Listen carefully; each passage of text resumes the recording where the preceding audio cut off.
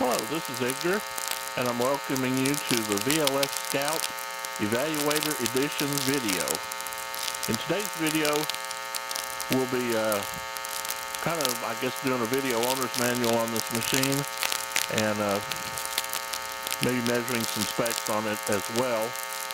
I was blessed in that a gentleman who's a real veteran in the field of outdoor in-field VLF radio reception has agreed to test this unit for me, and he'll be testing it under more or less daily operating use side by side with an E-field type receiver, with this being a loop receiver which receives the H field or the magnetic field.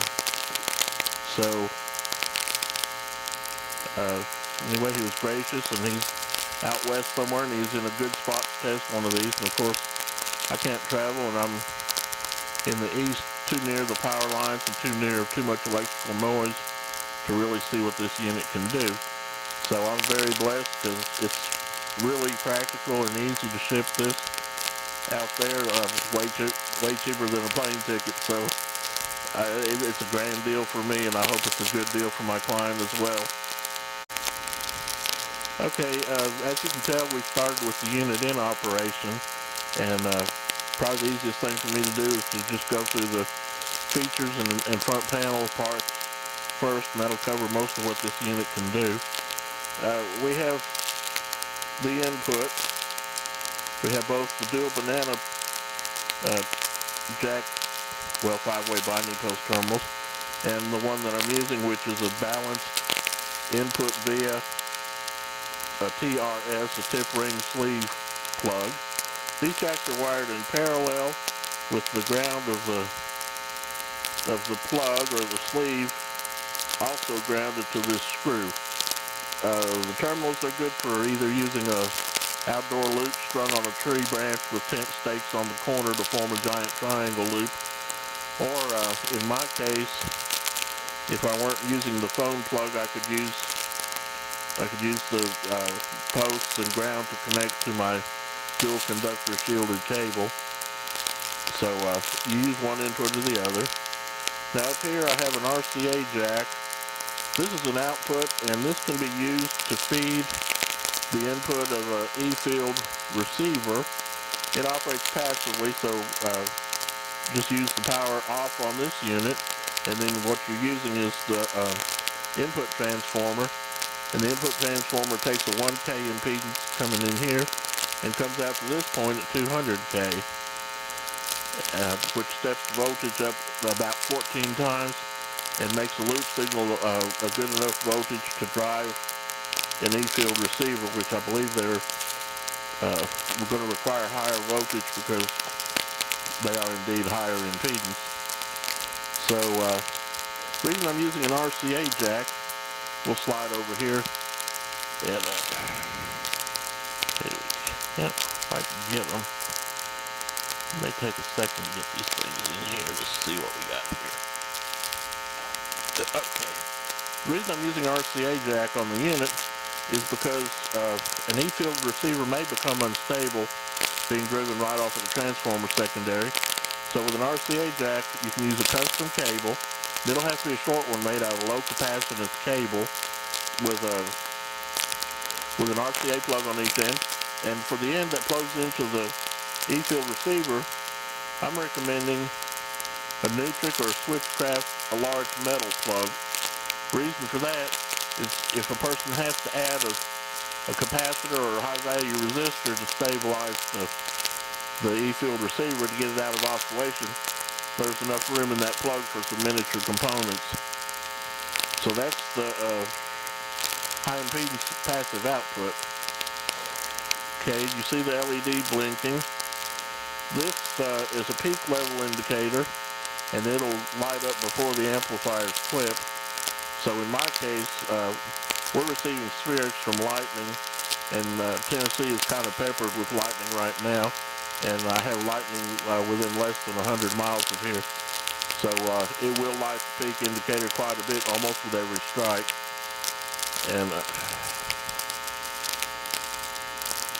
And the gain control I'm getting out of sequence, but let's not do that. Let's go one by one. Okay, next we have the external power jack. This cuts out the internal battery pack. It's got a 3-diode dropping network, so it'll drop 12 volts down to 9 volts. And it's good for running on an external battery pack. And if you have a vehicle that doesn't radiate a lot of electromagnetic noise, or if you have a vehicle parked 50 feet away with an extension cord, you can actually run it off of the vehicle, off the cigarette lighter. This is the loop load control, and by loading the loop, you're using the loop self-inductance and this load control resistance to form a low pass filter. In other words, you're tending to limit the loop's high frequency response and make it less sensitive to out-of-band interference that causes cross-modulation and just overall noise. Generally, you set this to where you can hear it pull the audio level down a few dB, and that causes you to have enough loop loading to get rid of your out-of-band interference. Next, we have the gain control, and the gain of this unit's pretty high. I may measure it, but right now you see it's only set to about a 10 o'clock position, and we have a whole world of clipping. Now, I'm testing it on my outdoor loop. The outdoor loop is 3 turns, and it's a rectangular loop. It's 24 inches tall, 36 inches wide, and it drives a 3.2 to 1600 ohm transformer.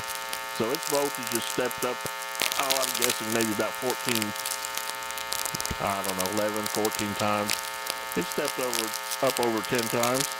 Then the transformer in this unit is stepping it up about another 14 times. So before the first amplifier IC, we were already getting a lot of voltage step up just by the transformer action. We have line output. Line output is resistor isolated with a resistor in series with each channel. It's a stereo plug, and you plug a mono plug into it. You're not shorting your output. You're just using one channel. If you short either or both, you don't affect the speaker audio because it's resistor isolated. So go down here, standard volume on off, and this hole, it's kind of boogered looking that the battery plugs into, but I made a special battery holder to where a 9-volt battery plugs into the front. Don't have to use any tools, no battery door. You just plug the battery into the front of the unit. I'm proud of that, even though it's not pretty, it's very functional. The headphone jack on the bottom is also resistor isolated. They form headphone dropping resistors. We have one in each channel. I forget what the exact value is. I usually go as low as 27 ohms and as high as about 39 ohms. It limits the maximum volume to prevent hearing damage, and it would allow you to plug a mono earphone into it because you short one channel, the other channel stays up. So there's about 3 different functions. 1, it limits the overall volume so that you don't have hearing damage. 2, it makes it resistant to short circuits. And 3, it also helps the amplifier performance because it scales your headphone volume down to where if you want to hear this at low levels, you can turn the volume down and you don't hear amplifier noise because the headphone sensitivity has been scaled to a reasonable proportion in relation to the amplifier's output. And we have a push button switch here. Jacks are expensive and hard to wire, so instead of using a switching jack, I'm just using one of these 30-cent push-on, push-off switches. And because of the way this unit is designed, it can play through its own internal speaker, and I think it's like a 30 by 70 millimeter, and say about 1 by 2.5 inches. It's a nice little speaker, has good volume and good tone quality, and you hear the spherics and all the sounds very clearly with it. And I may skip some things, but my client and anyone else who manages to see this video, you're more than welcome to message me on YouTube. Get a hold of me however you can, and we can answer any questions. So, let's see. Pause please while I think about this. Well, I attempted to do a gain measurement off camera. I was having way too much hum and just instability and interference on the bench, so there's no point in trying to document it. Nearest I could figure, based on the 100 to 1 attenuator that's coming into it, and I'm feeding it from the generator at on the minus 20 dBm scale, and I'm way under zero, so I'm way under minus 20 dBm going in, and we're running 2 kilohertz and a little below clipping, so we can use that as the reference level, because really what's important is to get a frequency response. Just to give you a good example, or well, not an example, but a good reasonable estimate of what the frequency characteristic of this unit is. I've already measured it, and of course I've heard it, and it sounds pretty good, because it's going to do a good job of rejecting hum. And since I'm using a scope and a generator to do the measurements, well, let's see. First of all, I can get rid of part of the glare and make it clear by turning the intensity down. Okay, now we can see the graticule, and I'm going to take the sensitivity of the scope up to where we do the reference at 4. Yeah, we'll do the reference at 4 centimeters, and then each time I drop down to half, yeah, we also got rid of the distortion. Okay, we're looking at 2 kilohertz, and we'll call this the reference level of 4 centimeters, and I'm going to drop the frequency until we go to 2. 2 centimeters will be the 6 dB down point, and then we'll recenter the trace, and when we go down to the 1 centimeter height, half again, we'll be at the minus 12 dB response. We're going to do it at low frequencies first, and then I'll set it up and do it at high frequencies. I already know what the limits are. So, okay, first we'll take the frequency down until the level drops to 2 centimeters.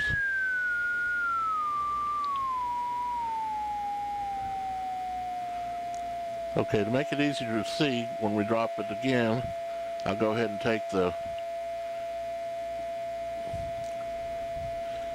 sweep rate down as well.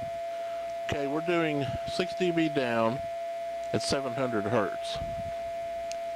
And I'll probably go ahead and show which capacitors to change to affect the frequency response, and which ones do the low and the high. Okay, now we're down to half the original voltage at 700 hertz. So that'll already take a few dB of hum out, and that's why I chose to let the bottom end fall out the way I have. Okay, now I'll recenter the trace. Okay, let it go back in focus. Now when I drop it again, we're going to drop the frequency to where the level goes down to 1 centimeter.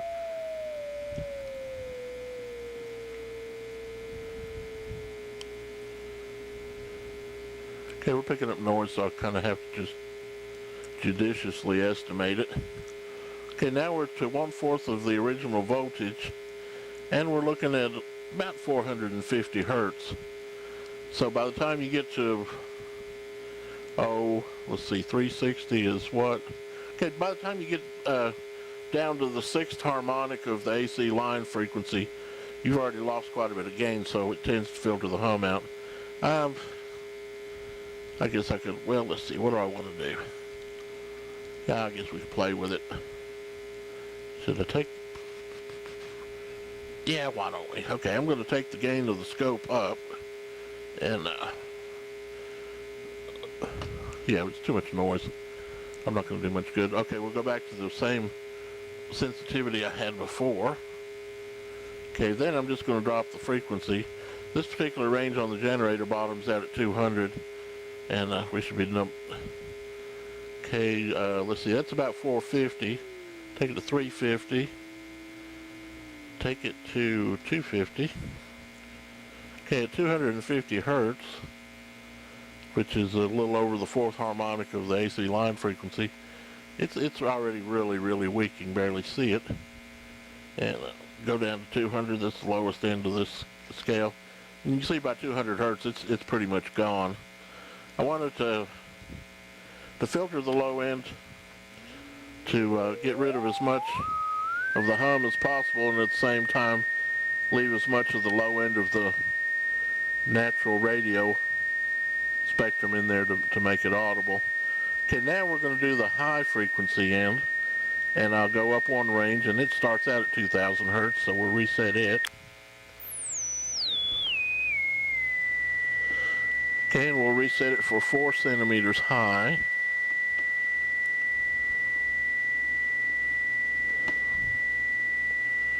Okay, then we'll take the voltage down just a little bit so it's really 4 centimeters. No, not up. Down.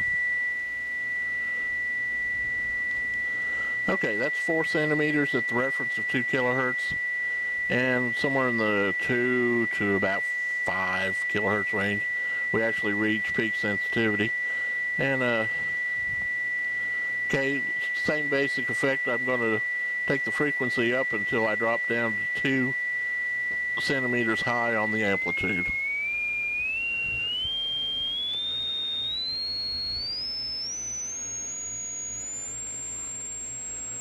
Okay, that's pretty close, and let's take it here actually. Okay, that's 8 kilohertz. So by 8 kilohertz we're down to half of the original voltage response, and we'll recenter the trace. Okay, back in focus, and then we'll take it down and drop it half again. That'll be the we're at minus 6 dB point. Now we'll go to the minus 12 dB point. If you still hear it, you got pretty good hearing. I can barely hear it in there, but I'm 57, so. Okay, that's at 14 kilohertz. So this receiver covers the natural radio range, and then, well, the low end doesn't cover the complete natural VLF natural radio range, but the high end does. And like I said, those capacitors in the frequency determining network can be changed. Stage 1 of this amplifier in here is variable gain, so its frequency characteristics change according to the gain setting.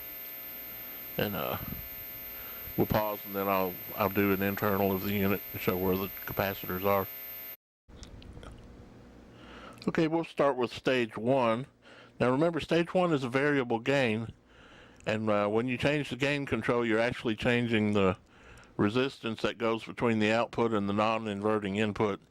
So you're changing the resistance of the high side of the feedback divider, and therefore you're going to change the frequency response because it'll affect the action of these two capacitors. This one is a 250 picofarad, and it controls the high frequency response of stage 1. A bigger capacitor causes it to start dropping off at a lower frequency and makes the highs more muted and softer. Higher capacity, okay, I'm tired and I'm not doing this right.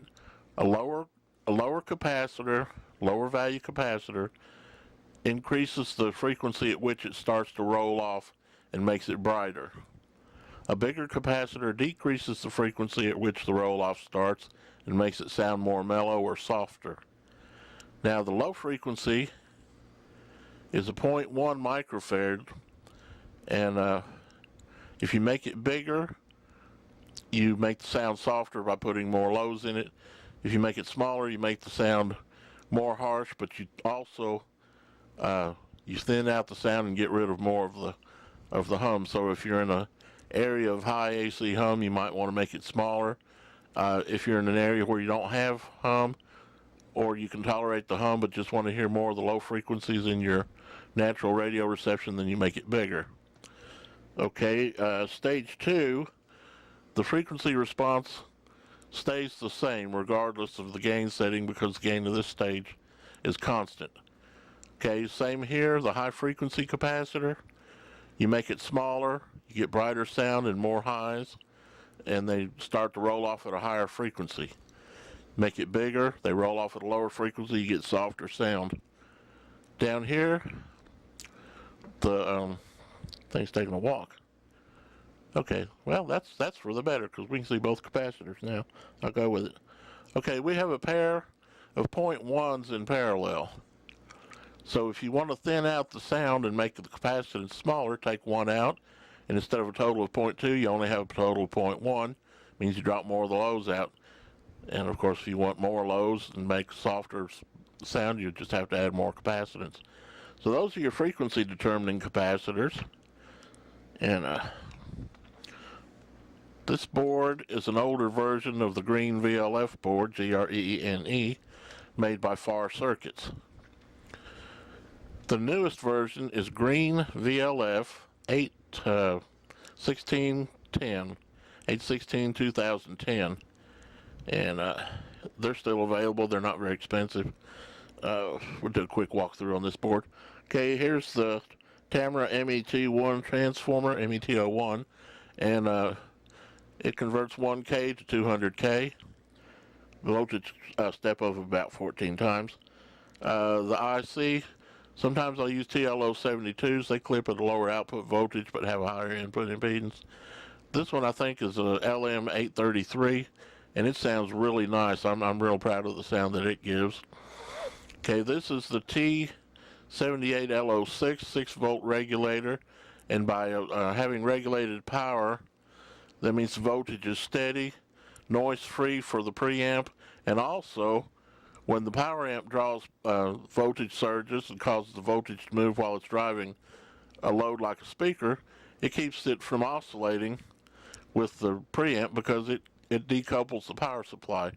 It filters it hard and solid at 6 volts, and none of the voltage variations from the varying load of this make it to the preamp. And it's a cheap regulator, and it's well worth the money. And it's power amp standard standard LM386. Nothing new there.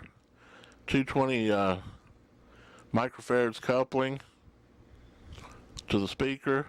Zobel network, a lot of people leave it out. I put it in because it prevents the output IC from oscillating, gives it more stability and more power at higher frequencies, and gives a clearer, stronger sound for natural radio reception.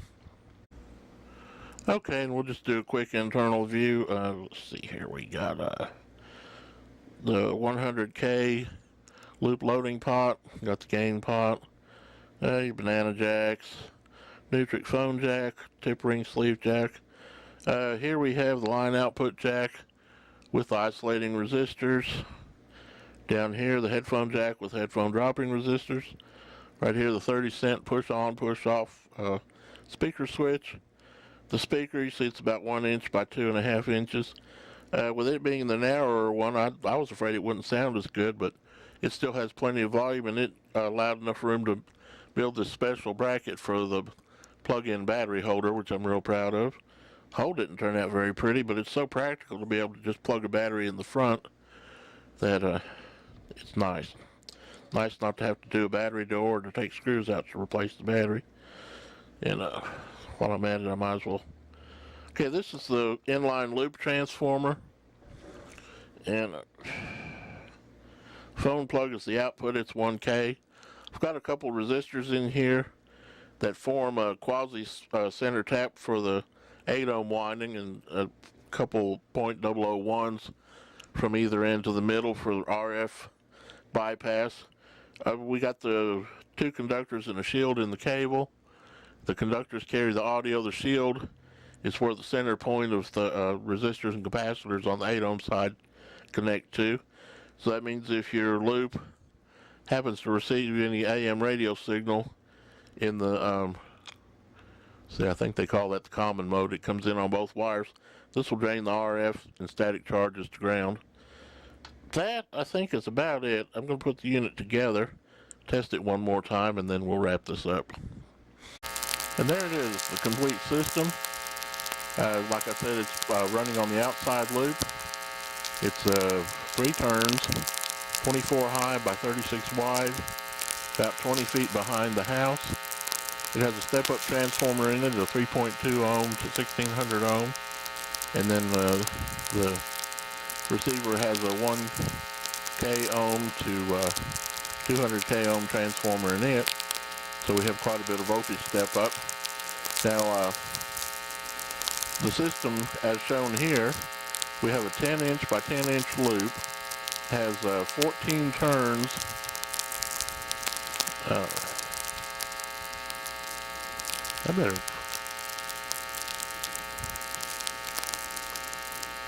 think it's like 14 turns of 18 gauge wire. Anyway, it's a small loop, doesn't have very many turns, not very much area, so included is the loop transformer, 8 ohms to 1K. At some point, using larger loops, especially if a person were to use it in the Scout mode on a triangular loop strung, say, between the low limb of a tree and two tent stakes to form a giant triangle, would probably not be necessary to use a loop transformer. The loops will have to be experimented with. I've experimented with several. For a compact loop, this 10-inch by 10-inch with a step-up transformer has remarkable sensitivity, and I think it should pick up whistlers. I've gone into detail about studying the VLF Systems unit, and they use a 24-inch by 24-inch loop with 90 turns and no step-up transformers, and they can receive whistlers. So I think these will do it.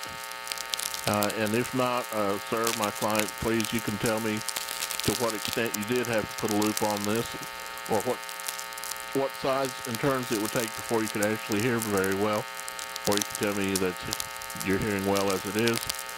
I don't know, because I haven't been out in the field with one, but I know how to build amplifiers, and so that's what we got. So anyone who's seen this video, I appreciate your watching, appreciate your interest, and this is how it works.